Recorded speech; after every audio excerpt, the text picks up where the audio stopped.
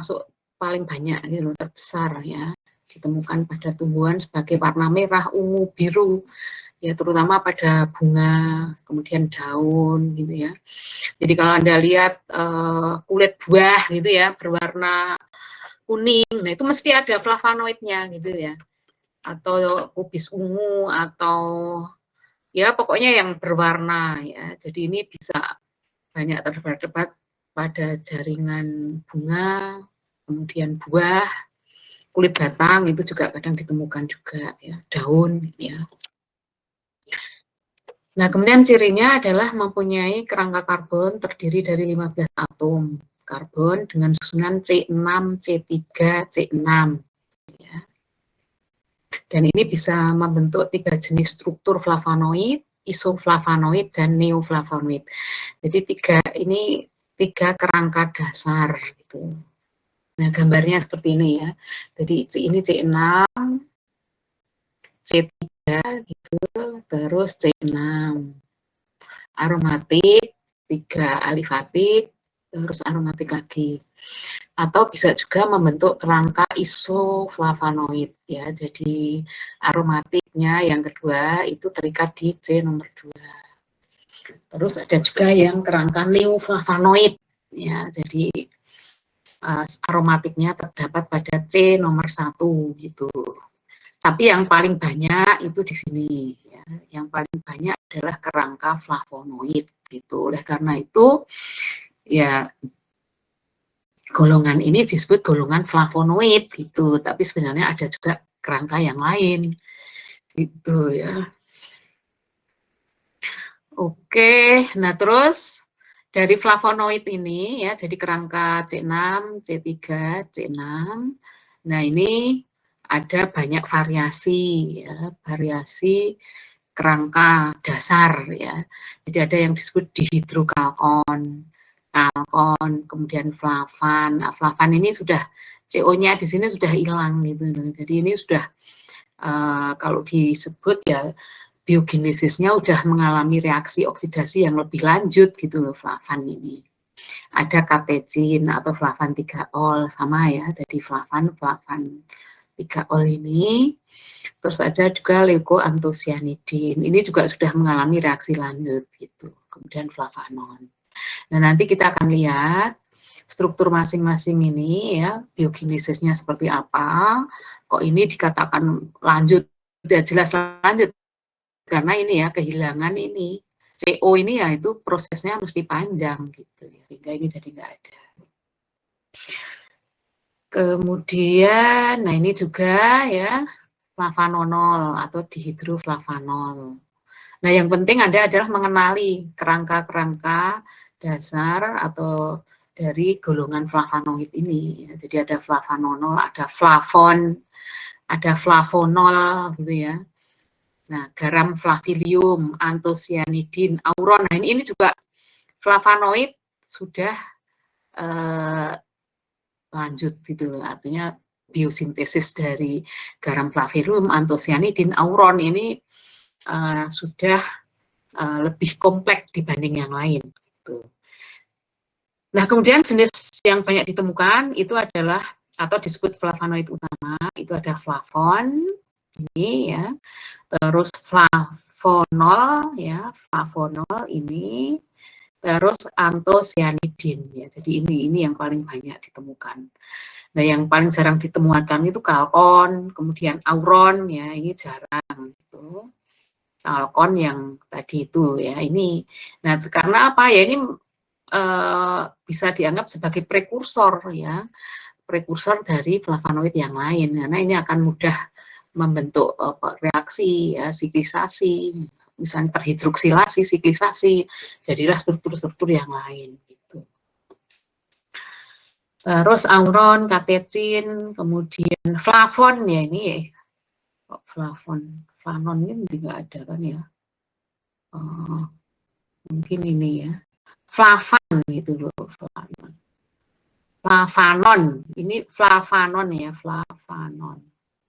Flavanon artinya yang ini. Jadi ini termasuk jarang flavanon ini. Flavanon. Terus leukoantosianidin. Leukoantosianidin, nah ini ya, flavon 3,4 diol, ini juga jarang. Gitu. Baik ya, kemudian kita kenali ciri struktur flavonoid. Tadi ada 2 cincin A, B, kemudian cincin yang di tengah itu hasil siklisasi dari C3. Nah, ini cara penomorannya adalah dari atom O ini ya. Kenapa demikian ya, kita manut aja karena ini sudah aturannya seperti itu ya. Jadi 1, 2, 3, 4, terus dilompati 5, 6, 7, 8, 9, 10. Tuh. Terus yang cincin satunya 1 aksen, 2, 3 aksen, 4 aksen, 5 aksen, 6 aksen gitu. Nah, kemudian sesuai asal-usul biogenetiknya, yang cincin A ini berasal dari jalur asetat mevalonat, kemudian cincin B ini berasal dari jalur sikimat, asam sikimat gitu ya. Jadi karena flavonoid itu mempunyai jalur kombinasi ya, jadi dari jalur asetat, kemudian yang cincin B ini jalur sikimat. Ya, nanti dibuka lagi ya biogenesis dari jalur asetat dan sikimat itu. Nah, kemudian cirinya gitu ya. Nah, ini hidroksilasinya pada asetat itu adalah berselang-seling, ini di sini, kemudian ini kan itu. Ya, kalau asetat itu OH-nya berselang-seling gitu. Kalau misalnya OH di sini, oh itu ada tapi itu sintetis gitu. Tapi kalau alami ya harus berselang-seling. Terus yang sikimat ya sama ya, cirinya adalah pada 4, pada 3, atau kalau ada pada 5 di sini. Atau bisa juga tidak ada ya, itu cirinya. Oke, ya kemudian ini kita langsung ke biosintesis dari flavonoid. Ya, jadi biosintesisnya nanti cek lagi ya biosintesis dari fenilpropan. Kamu lihat dari situ. Nah, ini sudah tak tulis langsung ya, karena yang biosintesis fenilpropan kan minggu kemarin kita sudah bicarakan ya. Jadi ini dari asam asetat, bukan asam, dari asam aveat gitu ya, atau asam sinamat gitu. Kalau di dalam organisme ya dalam bentuk CoA ya, CoA, asetil CoA gitu. Ini juga mengalami reaksi kondensasi ya, kondensasinya itu Claisen ya. Jadi CH2 dengan asam karbonil dari asam ya, jadi ini ke sana. Tuh. Nah, kemudian tentu saja reaksinya itu ya kondensasi gitu loh.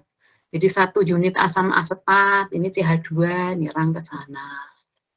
Ya, terjadi pengikatan. Ini tambah gitu.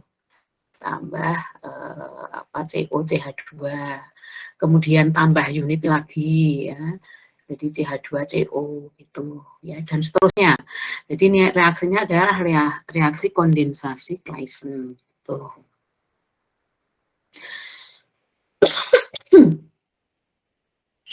Nah, terus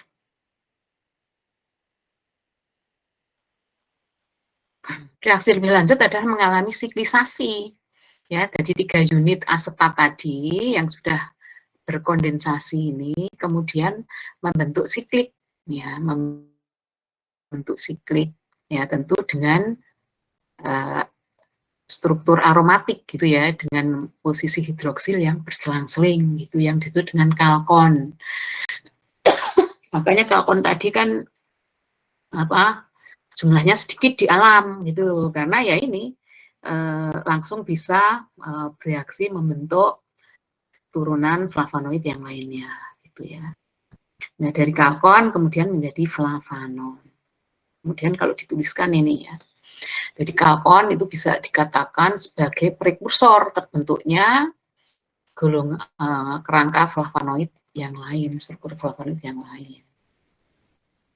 Jadi kalkon kemudian katakanlah ini mengalami oksidasi ya, membentuk suatu epoksid.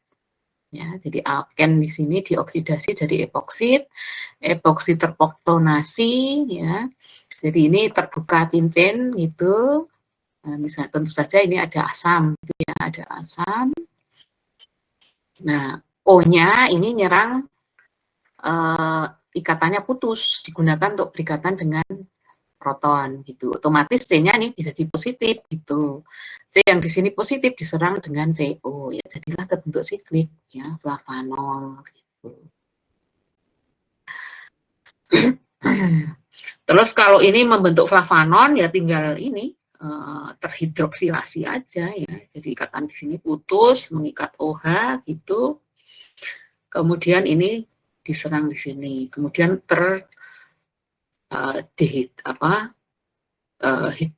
ya ini tinggal nyerang aja. Ini tinggal OH itu nyerang langsung aja ke C di sini. Terus ini mengikat ya, jadi flavanon itu. Nah, terus reaksi lebih lanjut ya, jadi dari flavonol ya, kemudian nah, ini terhidroksilasi ya, jadi OH-nya dilepaskan di sini. Ya, jadi sini positif melepaskan OH dengan membawa elektronnya kan, oleh karena itu jadi positif. Nah, ketika ini positif, nah kemudian terjadi pergeseran proton gitu.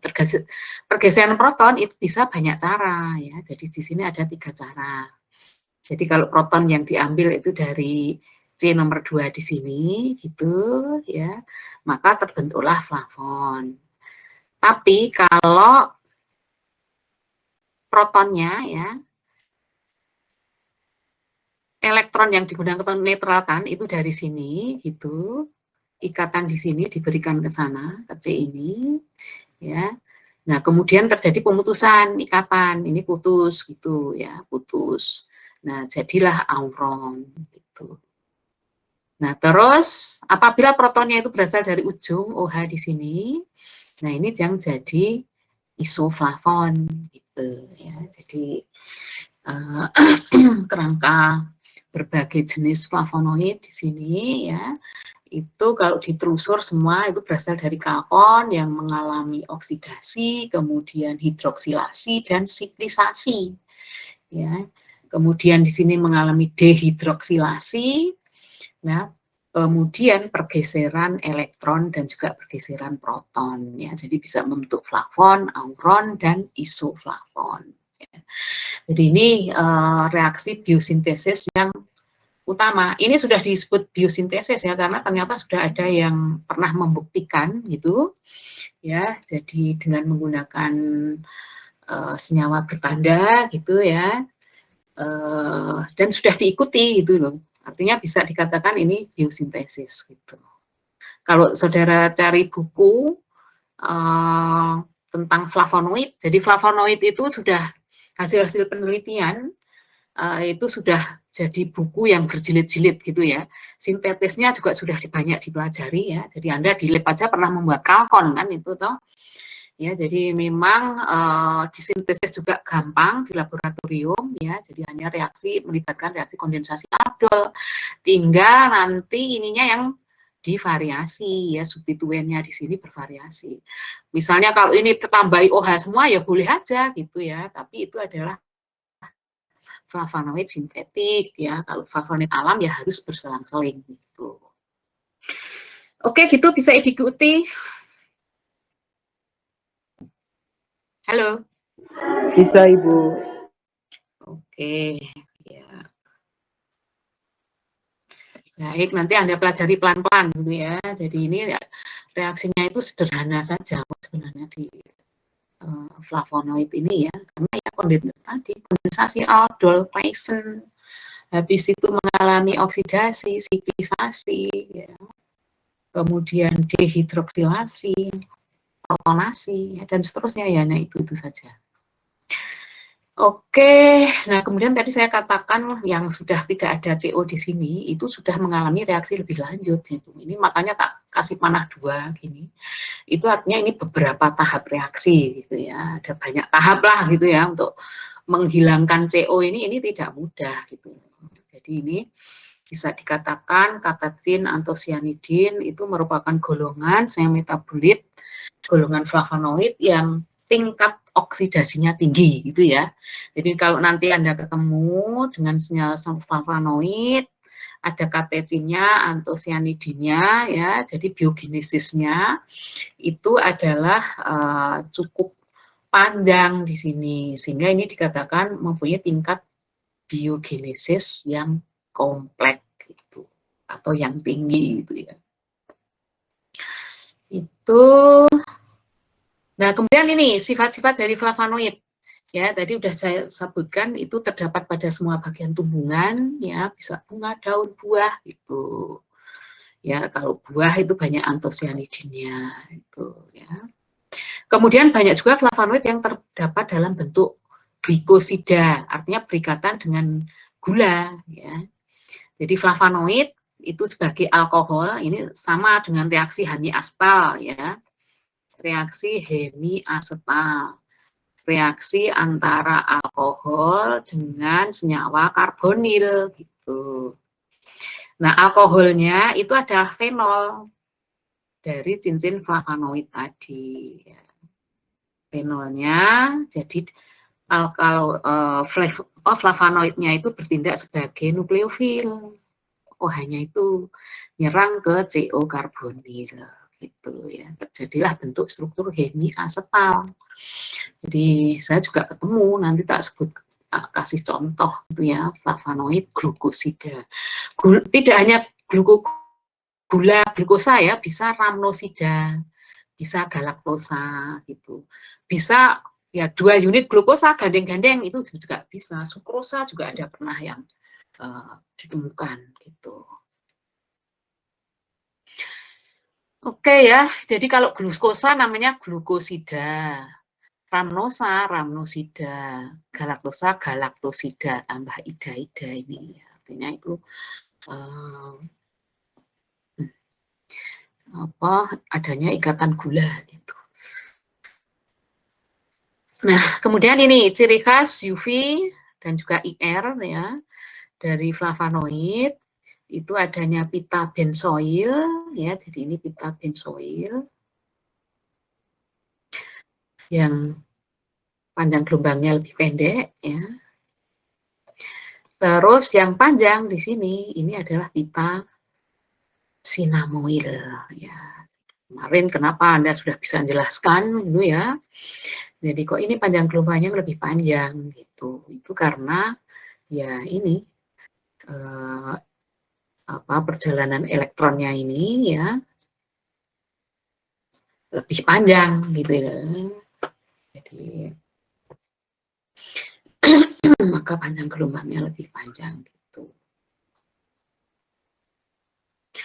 Oke. Nah, kalau IR-nya ya IR. Nah, IR ya tentu ada CO ya, CO terkonjugasi. Ini di 1650.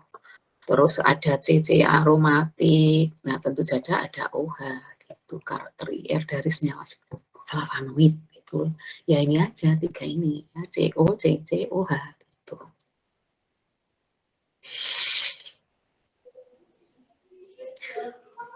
Oke, ada pertanyaan sampai di situ?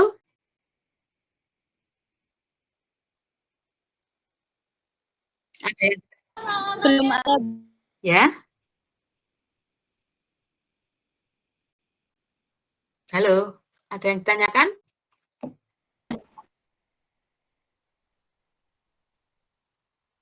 Belum ada ya? Belum Oke. ada, Ibu. Ya? Belum ada, Ibu. Oke ya. Terus ini ya, ini juga reaksi-reaksi yang terjadi ya. Atau kadang bisa digunakan sebagai reaksi identifikasi. Jadi kalau saudara punya sampel quercetin gitu, nah kemudian ini bisa ditambahkan dengan asam mineral, ya itu akan membentuk garam. Garam flavinium itu kuning, endapan kuning gitu loh. Ini bisa mengendap gitu. Nah kemudian kalau ditetesi basta, nah itu larut kembali garam flaviniumnya ini, ya terbentuk quercetin lagi. Jadi ini juga kadang digunakan untuk identifikasi adanya quercetin ya dari kulit buah misalnya. Gitu.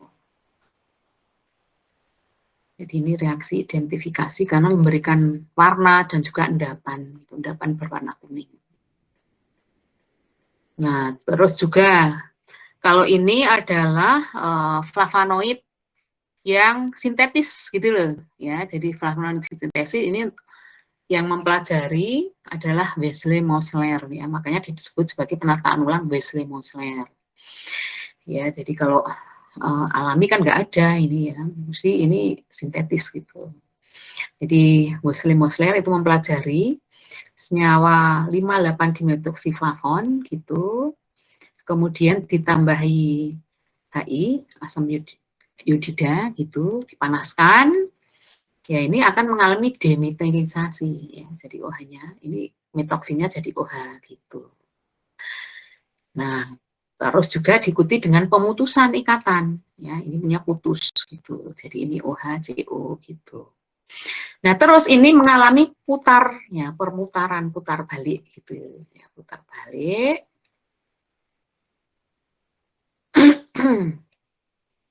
Nah, kemudian ketika direaksikan dengan HI lagi ya. Jadi ini muter ke sana gitu loh, muter berapa 90 derajat gitu ya. Tuh. Nah, terus diperoleh senyawa 5,6 dihidroksiflavon gitu ya. Jadi Wesley ini mempelajari senyawa 5,8 dimetoksiflavon ditambahkan dengan asam iodida, dipanaskan, itu mengalami demetalisasi sekaligus mengalami perputaran tadi karena ada ikatan yang di sini ini ya, cincin yang di sini mutar ya, putar 90 derajat gitu, 180 derajat gitu ya, sehingga ini balik ya, jadi posisinya pada 56 ya, 56 ini artinya ada di sini ya, tadinya di sini dengan di sini balik ke sana 180 lah, berarti mutar 180 derajat gitu ya. Kemudian subtitonnya sekarang ada pada posisi 5 dan 6 ya, ini yang mempelajari Wesley-Mosler itu, tapi ini pada flavonoid hasil sintetis gitu. Oke, terus antosianin juga bisa diuraikan ya kalau ditambahi barium hidroksida ya, jadilah senyawa-senyawa fluoroglucinol dan juga suatu asam benzoat gitu. Jadi ini akan pecahnya ini di sini.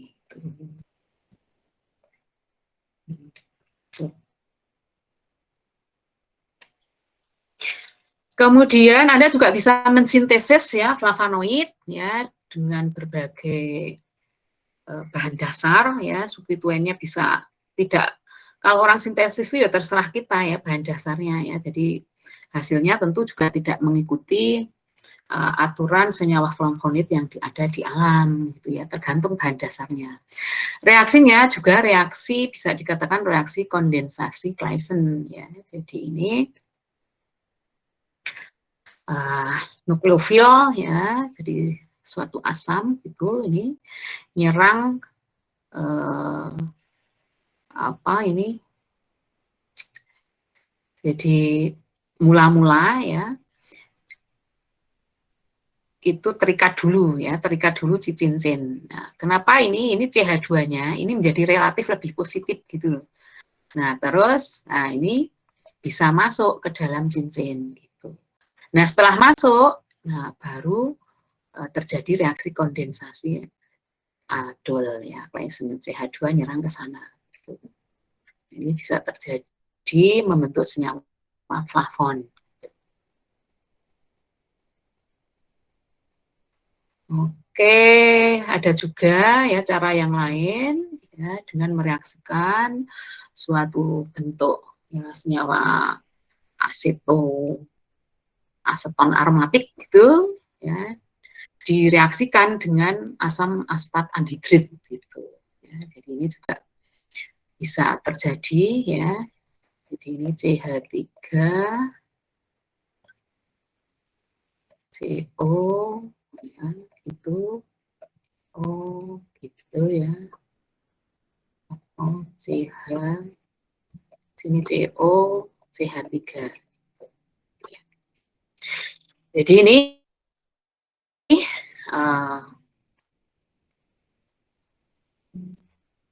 unit ini ya, elektrofil CH3CO gitu yang bermuatan positif. Ini diikat dulu oleh fenol di sini ya. Nah, setelah terikat, nah reaksi selanjutnya adalah reaksi siklisasi ya, dari CH2 di sini ke tadi CO fenolik tadi di sini. Oke ya, jadi ada banyak cara ya untuk mensintesis senyawa flavonoid dan itu mudah dilakukan di laboratorium ya, dan Anda juga sudah pernah membuat terutama talkon, nah itu yang paling gampang dibuat. Oke, ini contoh berbagai jenis flavonoid yang pernah ditemukan ya, strukturnya ini kalau masuk talkon tadi fluoretin atau talkon, M-genin, apigenin, kemperol ya, dan lain sebagainya. Nah, terus ini yang pernah saya isolasi senyawa flavonoid dari benalu ya. Ini sangat banyak ya, daun tumbuhan benalu itu sangat banyak ininya senyawa hasil isolasinya. Nah, setelah diidentifikasi UV-nya, ya, jadi kita dapatkan dua puncak di sini ya, benzoil dan sinamoil. Kemudian ini IR-nya ya OH, CO, CC, gitu nanti aromatik ini. Gitu. Terus ini NMR proton ya, jadi NMR proton, oh ini ada metil. Gitu. Terus puncak-puncak yang di sini itu adalah puncak-puncak dari proton gula ya, di sini ada ya, proton gula itu aja muncul di sini ya. Ini yang paling kurang terlindungi, ini ada di sini. Nah, kemudian proton-proton aromatik ini proton yang coupling neta ada di sini itu. Terus 3 proton dari aromatik cincin B ini 3-nya muncul ya. Jadi ada yang doublet, ini doublet, singlet itu. Jadi ini saling kopling, ini saling kopling. Nah, ini sendiri gitu. Ini di sini.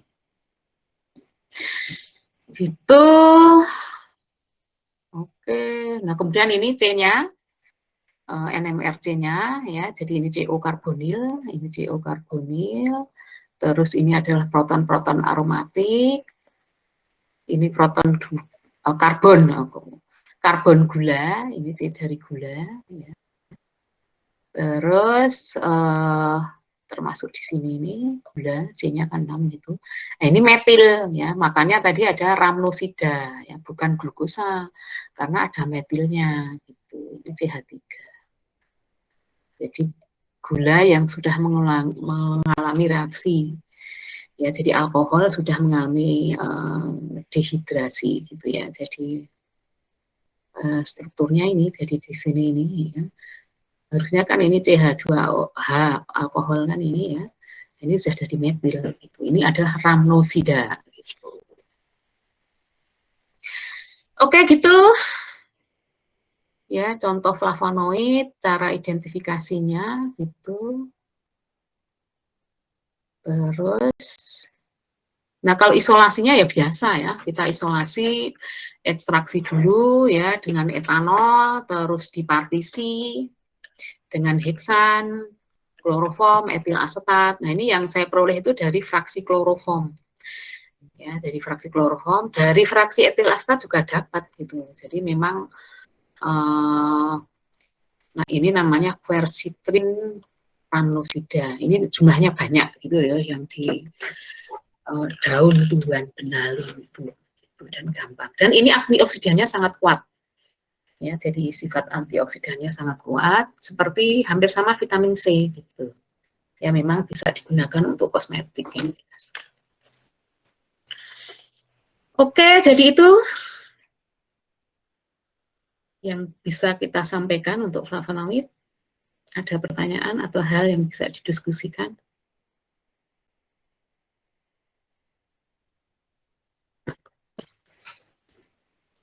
Ada pertanyaan? Bisa diikuti? Bisa, Ibu. Oke ya, jadi nanti lanjutkan untuk menganalisis ya senyawa flavonoid yang terdapat pada tumbuhan, famili tumbuhan tertentu yang kebagian flavonoid. Nanti akan ketemu ada flavonoid yang terprenilasi ya. Jadi flavonoid yang mengikat dengan unit-unit isoprenil gitu itu atau geranil, banyak sekali itu. Terutama kalau Anda menganalisis senyawa flavonoid yang terdapat pada tumbuhan Artocarpus ya atau Carpus heteropilus, nangka-nangkaan lah gitu ya. Nangka, sukun, nah itu sudah banyak diteliti, itu ternyata banyak senyawa flavonoid yang terprenilasi gitu. Artinya isoprenil ya, yang dibuat dari jalur asetat, nah itu bisa gabung ke situ gitu ya. Oke, gitu aja flavonoid ya, Anda pelajari lebih lanjut. Saya harga cukup ya, yang hadir 34 masuk semua kayaknya ini. Oke, kalau nggak ada pertanyaan, kita akhiri pertemuan hari ini. Assalamualaikum warahmatullahi wabarakatuh. Waalaikumsalam. Waalaikumsalam. Terima kasih.